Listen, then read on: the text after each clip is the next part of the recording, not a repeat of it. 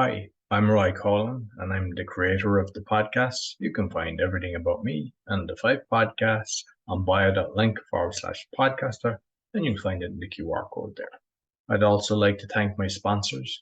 If you or someone you know is struggling with anxiety and want to know how to be 100% anxiety free in 6 weeks without therapy or drugs, Daniel Packard Anxiety Solution Program Company offers a 6 weeks system that permanently solves anxiety at an astounding 90% success rate. People who join the program only pay at the end once they have clear, measurable results. If you're interested in learning more, go to permanentanxietysolutions.com where you can book a free consultation with Daniel. Do you have high blood pressure and want to get off the meds? Doctors are amazed at what Zona Plus can do. Get a $50 discount with my code ROY. Go to zona.com/discount/ROY and you see the QR code for all my sponsors down at the end.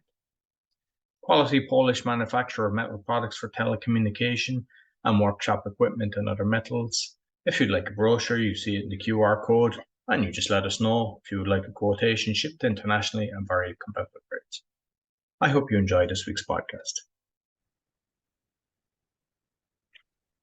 Welcome to the Meditation Podcast. You can find all our episodes on meditationpodcast.org. I've also got 4 other podcasts: the Speaking, the Crypto, the Learn Polish, and the Awakening, Exposing Fraud and Corruption, but with solutions. And I'm also a podcasting coach. And you can find everything on bio.link/podcaster. And I also have the QR code that you can just take a picture and you get the links to all the podcasts. My guest today, he's an artist, an author, a comedian, and he's got a very interesting story. And you can see beautiful art in the background. He's from Baltimore in Maryland, is it? Is that the... Please welcome Yes. Robert Florio. Hey, everybody. It's awesome to be here. Yeah, and also it's nice to meet you. And there's one thing I didn't say. Like, when they look at the pictures, I mean, I wish I could paint like that, but you're doing it slightly different. You're doing it with your mouth. So you might just kind of let people know your whole story. Oh, sure. Thank you for this opportunity. So yeah, hi, everybody. My name's Robert Florio. I painted that with my mouth, actually. When I was 14, I dove into a swimming pool and broke my neck. And it's been 26 years. And so it's been a really amazing, weird, wacky journey. Like he said, the things I've been doing. And it's just, it's just one of those things where it's like, what do you do now? And I just started discovering meditation, and that's where things really took off the last few years. We should get into that one. We probably will get into that, and it'll be really interesting. No, definitely. So I suppose, I mean, obviously it's painful what kind of the whole journey that you've taken, but I suppose let people know how hard it was for you. Because first of all, 14 is it's an age, you're just approaching, you're about to be a man and you have this accident. So like surgeries and kind of the whole thing going through your head after it happened, you might kind of take us through that. Oh, I appreciate that. Yeah, 14 was hard. I mean, that was a transitioning time where, you're coming into your manhood, and, I think a lot of listeners don't realize sometimes when you have a spinal cord injury, what happens is some people lose all feeling, from the chest down. And that was really hard for me, not just moving, but having people do stuff for me. And, you know, so I was, one thing that happened to me when I had my injury, you see the ball player behind me. I loved to play baseball. That was my hero, like Cal Ripken Jr. And, and, so I was in the room for rehab, and I was seeing that all the video games you couldn't play with your hands. And I said, one day I need to make a video game that could help people. And that's where I kind of am. And it's like the surgeries I've been through 2 neck surgeries after that one. But the most recent one was 2016, where I was in so much pain to relieve it. And after that, I had 4 outer body experiences. And that's what led me to the meditations. And I was trying to heal myself. And some amazing things happened to me, things I've experienced, and all kinds of stuff. I mean, you name it. I could give you some amazing examples of what I can have experienced.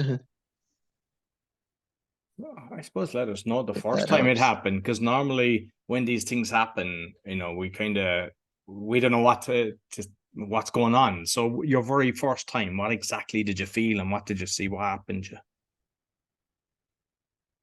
Well, my outer body experience, Yeah, is that what we're talking about?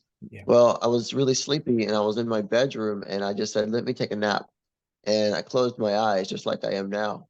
And I flew out of my body and I flew across the room down the hall and I was floating at the bottom of the stairs and I could see this all surrounded by golden hazy light and the front door was like lit up like bright white and I saw a bunch of people running down the stairs and I couldn't see them but I just saw their legs and some of them had shoes on, some of them had high tops, some of them had flip-flops, some of them had no shoes. My first thought as a comedian is I'm sitting here floating in my astral body and I'm thinking, is there designer clothing in the afterlife? What is going on here? Like, like people have shoes on. Like, why do you need shoes here? I don't get it. Like, so that was the first time. Yeah, that was my introduction. And Yeah. then like you started kind of delving into meditation after that, or what was your full meditation journey? What kind of meditation were you doing? Well, I started getting into Dr. Joe work. Is that okay to say that? Yeah, of course. Anything. Yeah, there's Yeah. no. Yeah. Yeah, Dr. Joe Dispenza work. I really looked into him.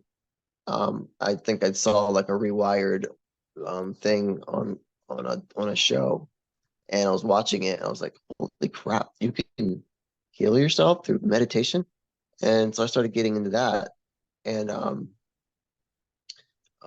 I started learning how to like do things. And I was like, well, if I could heal myself, maybe I could heal other people. And it took me some time to really get deep into it and keep the meditations on and just let go. And one day I was in my backyard and I was doing this sitting in the sun, just relaxing. And something came over me and there was a knot in my neck on the right side. And I felt like my neck crack and pop. And this jolt of lightning went down both arms and I could feel my fingers like flickering and it was really, really crazy. And since that day, like the neck pain, that knot never came back, and it's been years. So, I mean, I still get pain, but that day was just amazing. That told me you can do this, you know? Brilliant, brilliant. And like after it happened, I mean, obviously, with your family and everything, but like adjusting, what was it like for the whole family? Oh, the whole family, my parents mostly, they take care of me the most, and we have nursing, but it's been really hard because, um, you know, like can't really go anywhere if I don't have a nurse, and if I'm not feeling good, I'll stay home. Or if I don't have like um transportation, then nobody goes anywhere. We just stay.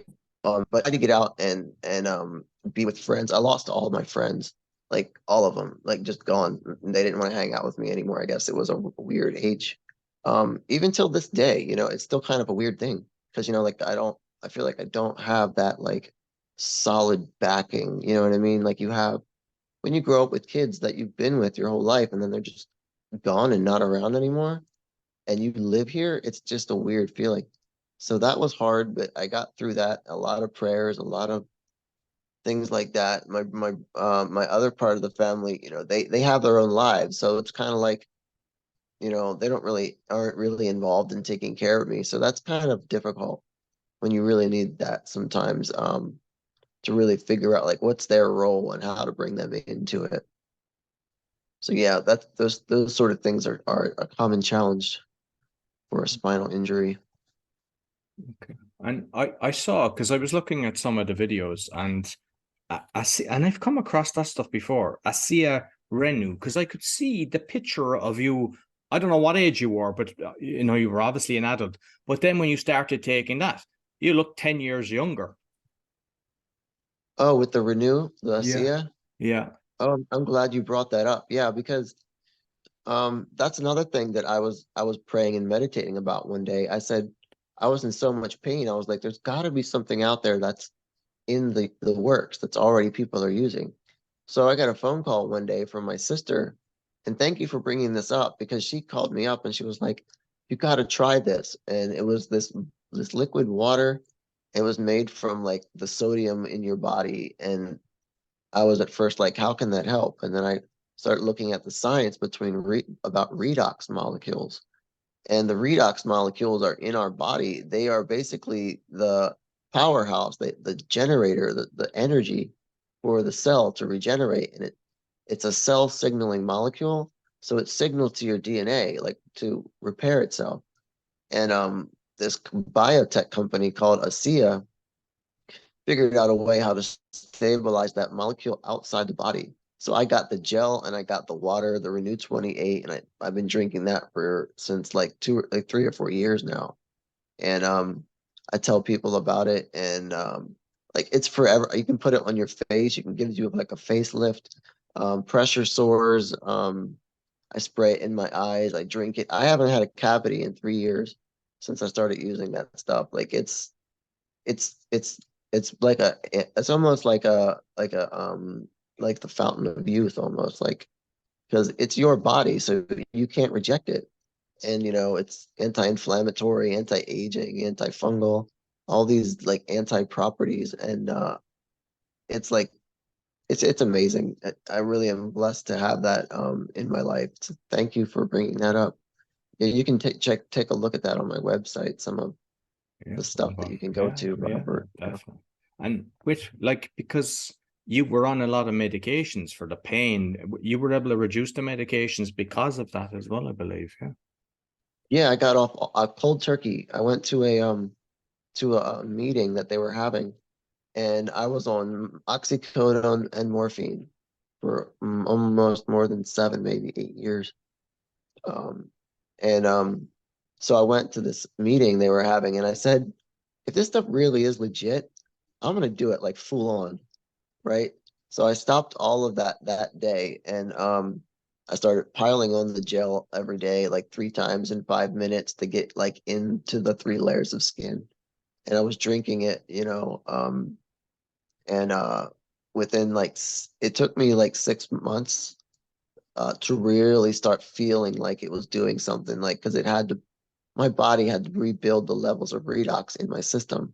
And the gel was kind of like, I was fighting it at first because I couldn't believe that it would work. So my mind was kind of like saying no while the gel was saying yes.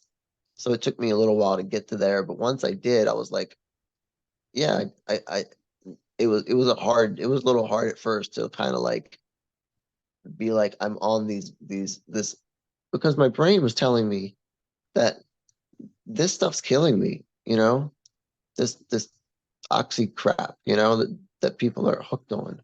And I was like, and this is my body in a bottle, so I can use as much of this as I want. So that's what I did. And it was expensive, but I went through with it, and I tell people about it, which helps me kind of, bring the cost down a little bit. But amazing breakthrough. People really need to know about that. No Thank you for problem. bringing that up. Yeah, no problem. So, like, I mean, I mentioned at the start about your fantastic art, and I went into your website. You've got incredible art. I'd like to know your journey to kind of why you decided to start painting and then how you got so good. Oh, yeah. Well, I um I was an artist before my injury. Like I was a little bit like into it a lot. And so I was at school at in Baltimore, like a school called Kennedy Krieger for kids with like disabilities and learning disabilities. And one of my teachers just handed me a mouth stick and was like, here's a watercolor set. So I just started using it. And like my first painting was like a tropical tree scene. and it came out really well. So ever since then, I just started doing portraits and things.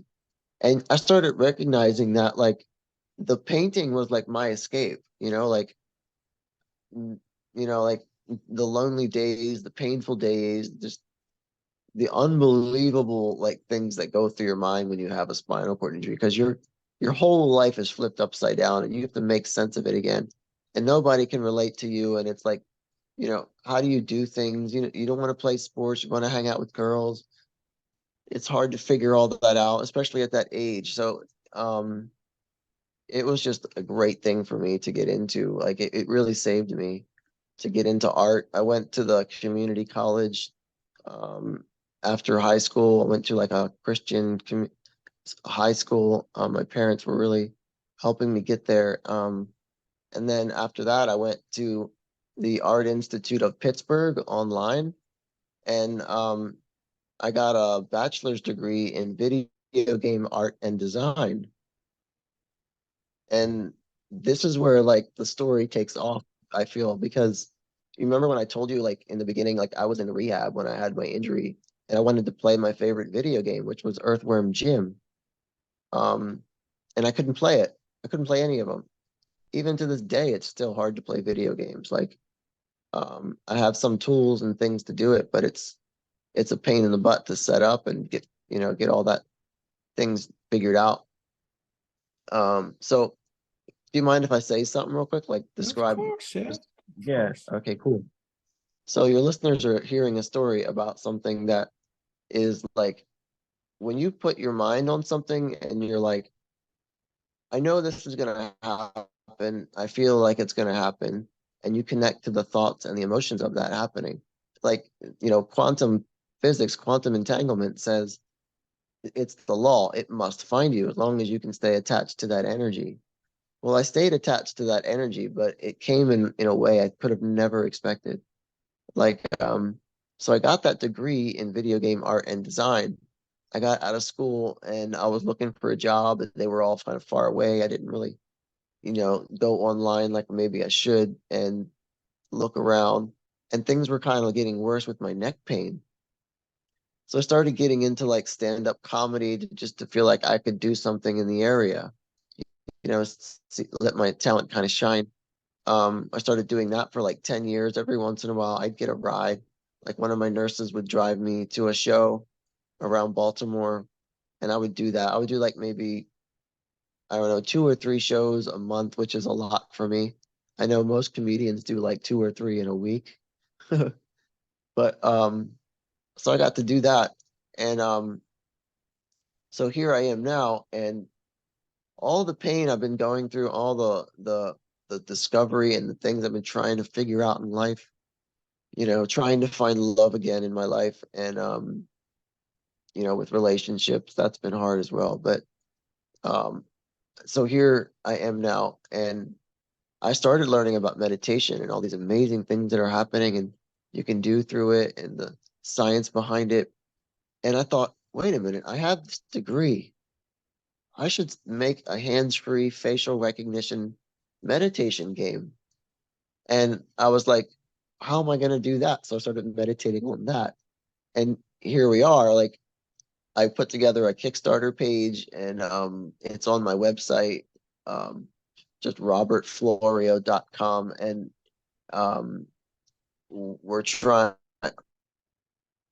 I'm looking to really bring people in who are really interested in this. And the really cool thing about this is that there's not a lot of games you can play without your hands. And so I thought, mobile games is something that's really, everyone has a mobile device. Maybe that's the best way to go about this. And if you're using your face and not your hands, it's really an interesting challenge because you don't have to worry about it. You could just have your phone up and it can see you and you smile, and it can run through a meditation that way.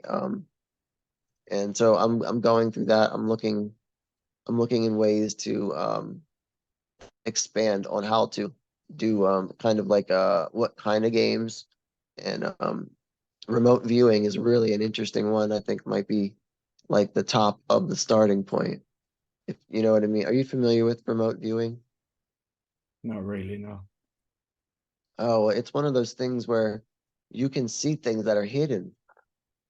Where, so there's this idea where it's called what's in the box.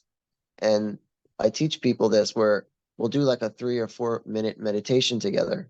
And I'll have a box just sitting here on my shoulder or somewhere in the camera. Or and you'll see it in the video if you go on my website for the Kickstarter. My nephew was actually teaching him this. And so I was teaching him to quiet his mind and just invite what might be in that box. Neither of us knew. And within seconds, we both were like, I think there's keys in that box. So he opened it up and he was like, oh my God, there was a pair of keys in the box. It was just, it was just phenomenal. And I was like, wow. So the things we can do is just, it's unlimited almost, like where if you can take your mind there, like you can really do some incredible things. And that's, yeah, it just gives me chills thinking about it. No, fantastic. No, I think it's a brilliant idea. And there's like plenty of people that will benefit from that. And just like what I would encourage you to do is kind of reach out to the people that have kind of similar situations, because a lot of them, they're either blogging, there's even some of them podcasting. I've got a friend that he's doing that as well, and I can connect you later. And basically then they can go to their list and, just help it, because like with the, especially Kickstarter, I mean, it's just a case of just getting as many people as possible to come in. And I saw that you've got some, like your own artists there as well. You've got different things that will help, and it's actually very reasonably priced as well. So, people can go in, they can help you. There's a load of different pull down menus, but it's what I would encourage you is just reach out to all the different people and get 30 people that are blasting this out, because they will benefit from it as well. Get kind of build a community to make it together. Yeah, that's an awesome idea. I'm so blessed and honored to be here with you. It's just, one of those things you do when you have a dream, you just follow it, believe. Oh, brilliant. So like you mentioned you started doing the stand-up comedy. So like when you done it first, like were you nervous, and like how did you start playing with different jokes? And because I've done just a small bit, if I done speeches and say Toastmasters, it was always comedy. I love doing the comedy, but I know it can be nerve-wracking as well. And I was just wondering for yourself, how did you feel when you started off? Oh, yeah. I mean,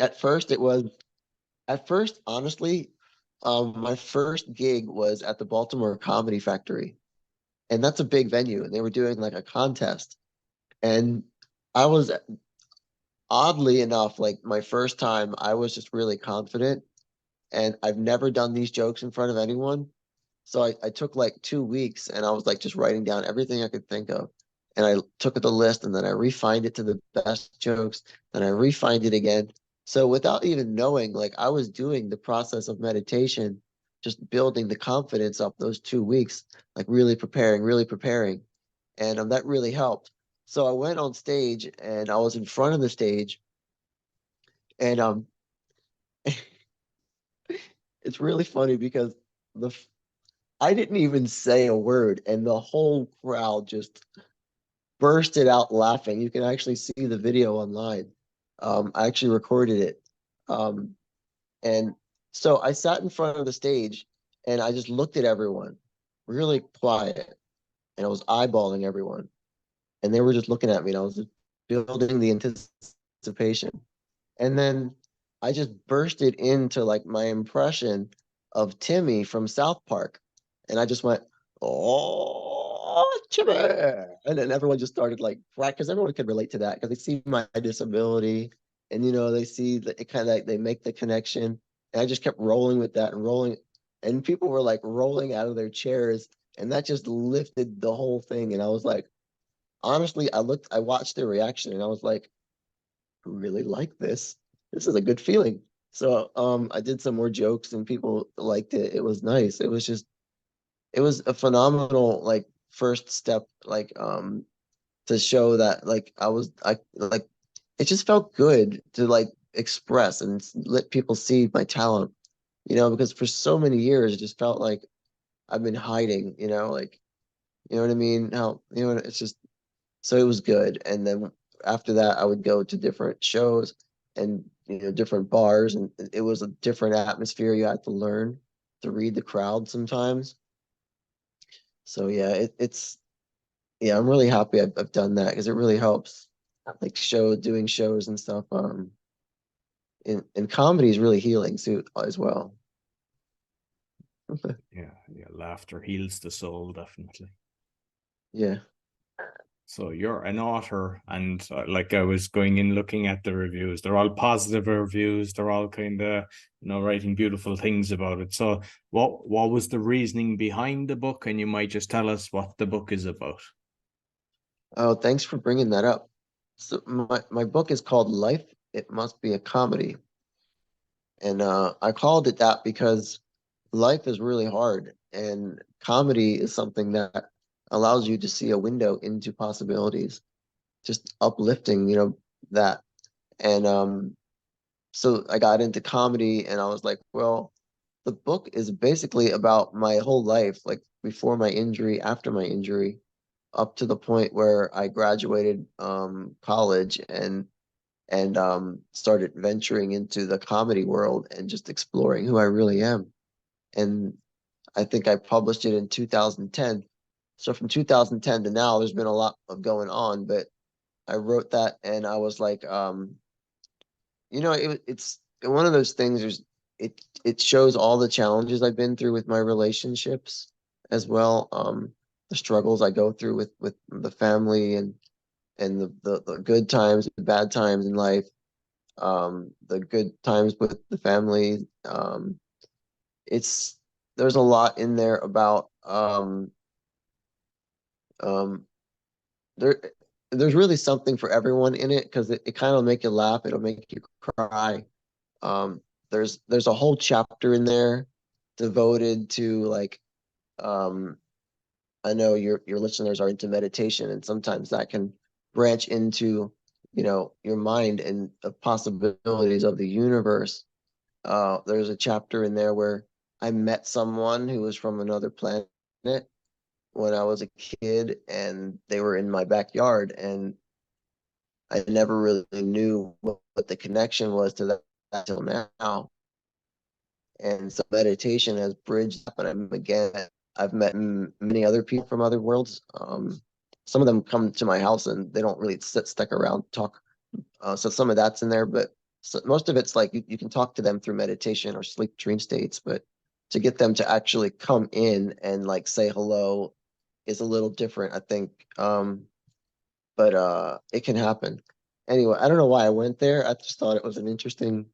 I was just thinking in my brain like all the chapters and the things that I've been doing, and there's a lot in there. I think I really exposed the world of a quadriplegic. And if you dive deep into that book, you'd be like, whoa, I did not know this was going on this planet. Like people are going through this. And so that's where I'm at. Like I'm ready to like expand, like being a quad is so challenging. It just drains a lot of your energy to get up and do things. And so it's like, with however many years I have left on this planet, like I feel like that's what I need to be doing. I need to be helping people grow and heal. I'm completely awakened after this experience. Like a second after it happened, like I went from 14 to like an adult. Like I knew like I was awake. Like the second my injury happened, there was no going back. Like you're never gonna be the same after that. And it's the same with a lot of these outer body experiences and meditations, like things that I've experienced. Can I tell a quick story like that'll kind of like Sure. really blow your mind? Okay. So after I got into meditation, um, this was about a year ago, I think this happened to me. Um, so I was in a sleep state and I was dreaming, and all of a sudden, like I'm walking, I'm standing, I'm in this room, and it's real to me. Like it's almost as real as I'm like with you now. Like I was there. Um, so I saw all these kids and they were like running for their life and they were like and I saw all these bullets like frozen, like, in the Matrix where the movie The Matrix, Neo freezes all the bullets. Yeah. I've done that. I've done that. I was in this room and all the bullets were like frozen in time. So I was taking my hand and I was trying to like push them. I grabbed like a napkin or something. I was trying to push them away and I wasn't really sure what I was supposed to do, but I knew something was really serious happening. And so I grabbed a kid that was in front of me and I shoved him under a desk. And then I could sense where the bullets were coming from. And this is kind of emotional. I know this is a weird subject for people, but it has to be said. And then I was standing there and I just saw all this blood come gushing out of my head. I didn't feel it. I passed out and fell on the ground. And then I woke up and I was like, what in the world was that? What in the world did I just experience? What just happened to me? Um, and then 3 days later, I saw on the news what happened. There was a mass shooting at Robb Elementary in Texas, and it had my name on the elementary school. So that was a sign to me saying, connect the dots, Robert. Like you are meant to do something here. And like I'm almost about to tear up when I tell this story. It's really emotional, but I think people need to hear that because there's something going on here. And I think we're just on the brink of discovering humanity is going to evolve. And I think that people who go through traumatic experiences and are opening themselves to this process are going to leap forward the whole planet. And that vibrational energy is somehow going to wake everyone up. And it's not really everyone needs to wake up. It's kind of like this 1% of the world where this really weird effect happens and it influences the other 99%. But that kind of stuff is just like what's happening to me. So thanks for letting me share. It's just And I think that sometimes when we lose different senses, we gain others. Like I think we probably all have the ability, but we've lost it through the teaching, school teaching and everything. And what you've went through has made you kind of more aware of your other senses, which in turn has allowed you to actually see and experience these different things. exactly. Yeah. Yep. So, like, prior to recording, Alexa decided to have an old chat with you, and you were saying, "I hope that doesn't happen." So, I would love to know what is actually helping you, because obviously, you're trying to do as much as you can, and I love what you're doing with the Kickstarter. You're trying to do you're doing incredible things.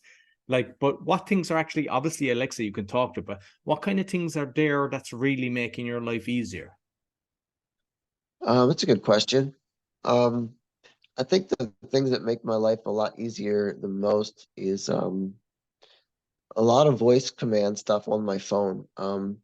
There's like a voice access app that comes with Android. There's there's also an app it's built into Android now, I think, and there's one that's built into iPhones and iPads, voice control. Those are really helpful. I have an eye tracking sensor. Um, I think Toby makes it. It's a eye gaze or eye gaze 5 or something. Um, and those things are really helpful. They're a little cumbersome at first, but they're not as quick as you could be, but they're pretty quick. Definitely the Alexa stuff. Unless you probably just heard me. I tease her all the time when my girlfriend is over because she won't listen to me and she'll be like, that's because she knows I'm here. Yeah. Um, I think people in my life that I can meet that are really like receptive and kind, that's really helpful. Um, what else is gonna help? My mouth stick, that really helps a lot. In terms of technology, yeah. I'm waiting for Neuralink to give me a brain implant. The Elon Musk company. I had a meeting with them just to have to put myself on the registry. So maybe by the end of the year they might have one planned. So that would be interesting. That would really be like good. So those sort of things, and I'm sure there's other technology that's out there. It's some of it's really expensive, so you can't really get to it. There's robotic arms that are out there. Insurance doesn't really cover. So I've had really been trying to figure out how to get those. Um, maybe I'll manifest it one day. But they exist. So, and the weird thing is those robot arms have existed since my injury.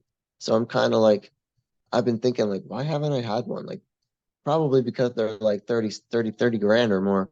So it's like, you know what I mean? So that's kind of like the challenge. But um, for the most part, yeah, that's been the Amazon stuff has really, really exposed a lot of help for me. Yeah. And I think there's probably a lot more out there. Brilliant. And just curious with your art, because I've seen the videos where you're kind of going around, somebody's going around taking the pictures of all the different art. Did your art develop based on your mood, or was it always kind of like what was kind of inspiring you to what you're painting? Um, Let me think about that. My mood has a lot to do with it, I think. Because painting really is relaxing, and it's kind of like once you start, you don't want to kind of stop. It just kind of starts flowing. But um, I have noticed that if I'm like inspired by something, the artwork takes off a different route. Like like if I have a girlfriend, say her favorite flower is a sunflower, and I recently found that out. So I'm thinking in my brain, now I want to paint some sunflowers, Like it's just that kind of flow where you just go with, where you're feeling in the moment, and it just lets you expand those states of being, which is nice. And it lets me create something instantly, which is hard to do if you can't use your hands. Kind of like I'm in control. Brilliant, brilliant. And I mean, like, you're obviously an incredible painter. You're an author, stand-up comedian, and now you're, planning on creating this app to help people. Like, what else is on the agenda that you're putting out there? Because I think you throw it out there, there's a way better chance of it happening anyway. So I'd love to know what else you're looking to achieve, which you will, I know. Oh, wow. That's a really powerful statement, actually. So if I were to say one thing that I would to throw out there and bring it back, and you were like, "Oh, this is the one thing," because you're never gonna stop creating. There's infinite things that you could experience, but we do have limited time, in these bodies, and then we can experience those things.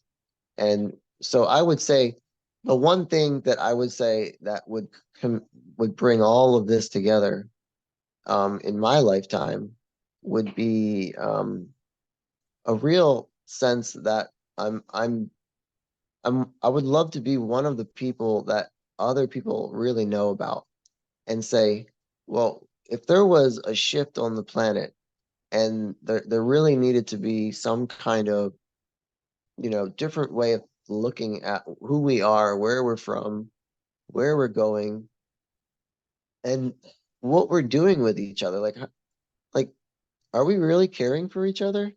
Do we really care for each other? Like, I feel like at the top of the list is consumerism, and caring for each other is at the very bottom. And it should be flipped.